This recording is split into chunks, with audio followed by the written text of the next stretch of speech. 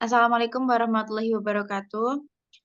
Kami dari kelompok 4 kelas D akan mempresentasikan hasil kerja kami yang berjudul optimalisasi pendayagunaan pekarangan untuk mewujudkan ketahanan pangan petani lahan kering di Desa Sanggera Agung, Kecamatan Soca, Kabupaten Bangkalan.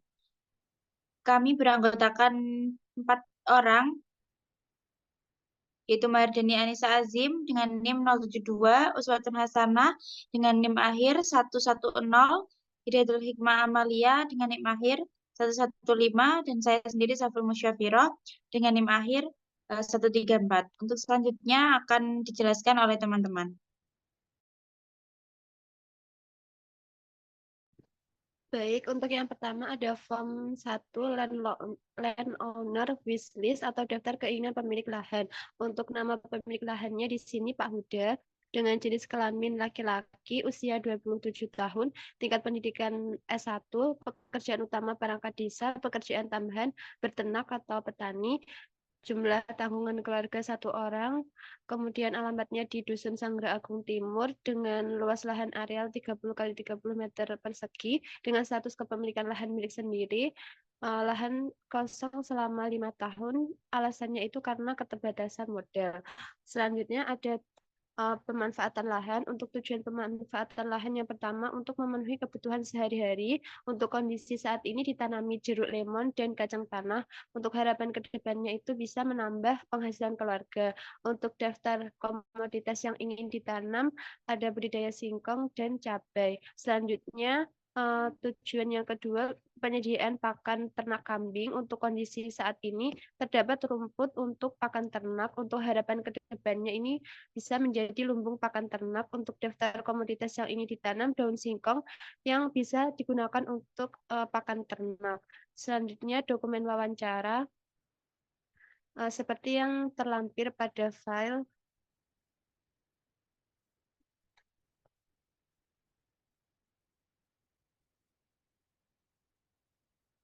Selanjutnya next. Selanjutnya gambar layout lahan existing. Untuk lahan existing saat ini ditanami kacang tanah, jeruk lemon, dan kembang turi.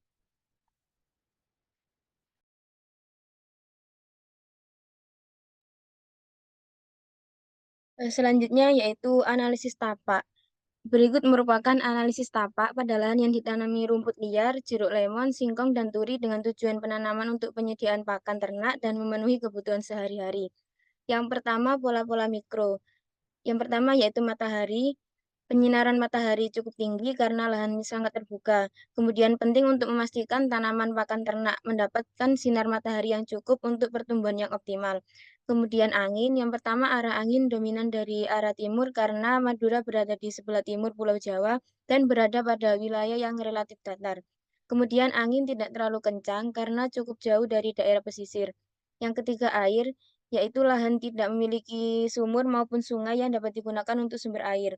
Kemudian lahan pada lokasi ini hanya mengandalkan air hujan sebagai sumber pengairan.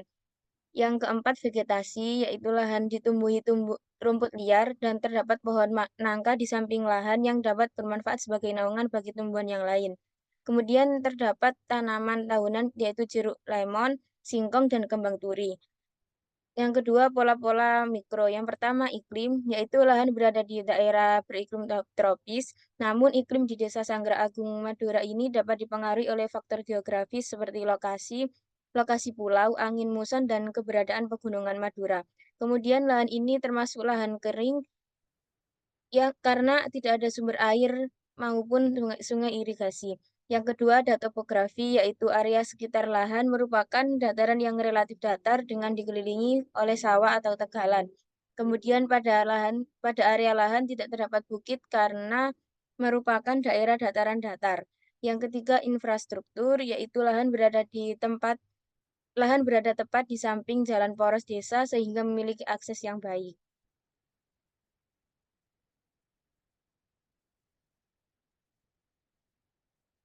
Kemudian aliran listrik pada sekitar lahan telah tersambung dengan baik.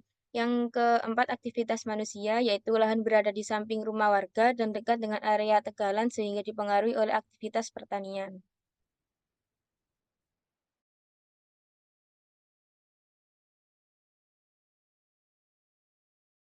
Selanjutnya, analisis fungsional.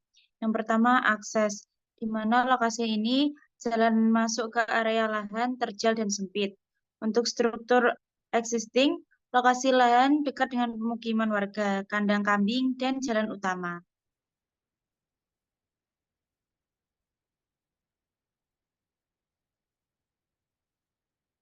Untuk utilitas dan layanan tidak ada penggunaan lahan sekitar, yaitu ada pemukiman, peternakan, dan pertanian.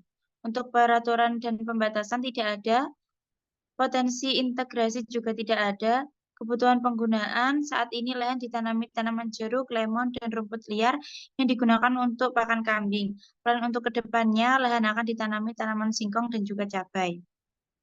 Untuk komoditas, berdasarkan penelitian yang dilakukan oleh Ansori dan Swastiningsi pada tahun 2020, usaha tani tumpang sari, tanaman ubi, kayu, dan kacang efektif untuk dilakukan karena memerlukan sedikit tenaga kerja dari luar keluarga.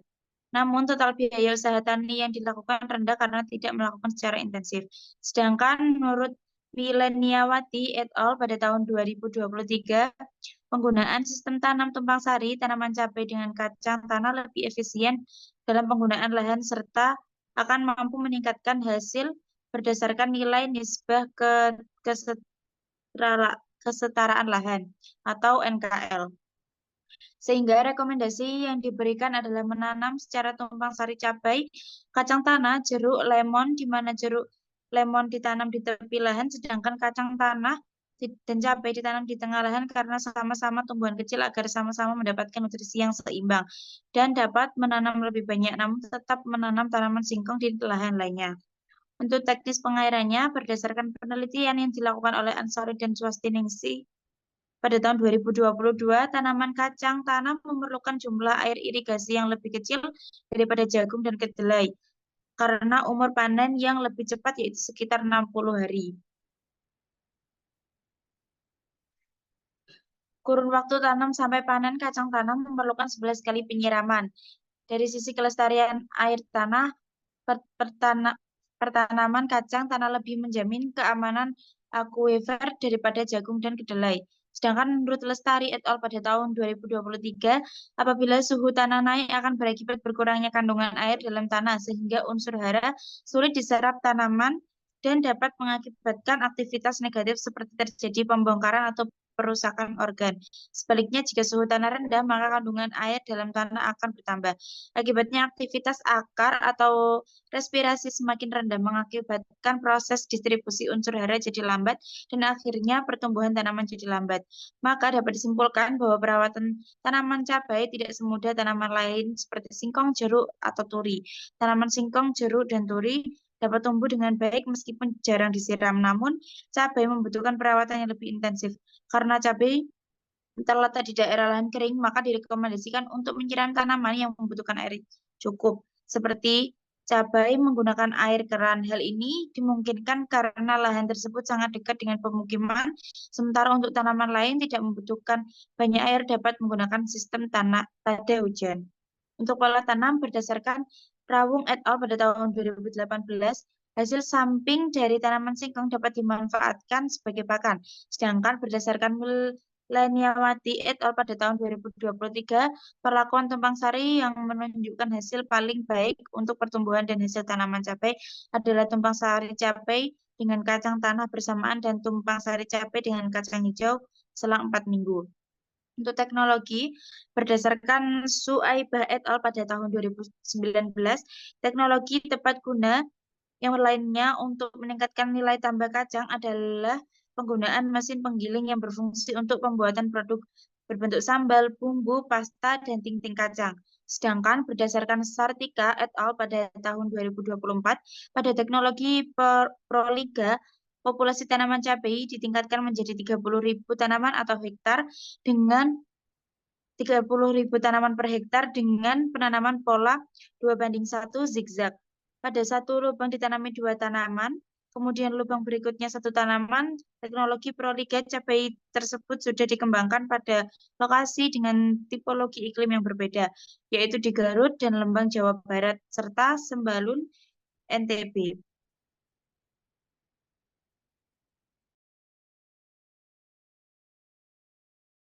Selanjutnya, form 4, detail design development. Berikut adalah gambaran lokasi rekomendasi layout dari kami untuk Bapak Huda. Ada 5 zona dalam lahan tersebut. Zona yang pertama yaitu pusat, terdiri dari rumah tinggal, dapur, dan gudang. Zona yang kedua yaitu pertanian intensif, terdiri dari tanaman singkong, kacang tanah, dan cabai. Zona yang ketiga, peternakan, karena Bapak Huda sendiri memiliki hewan ternak, yaitu kambing, maka zona ketiga dikhususkan untuk peternakan. Zona 4, lahan untuk ditanami pakan ternak, seperti rumput liar dan tumbuhan kayu-kayuan. Itu zona yang terakhir yaitu zona 5, perkebunan hutan buatan. Nah, di zona 5 ini karena Bapak Huda ingin terus menanam tanaman buah lemon, jeruk lemon, maka jeruk lemon tersebut ditempatkan di zona 5.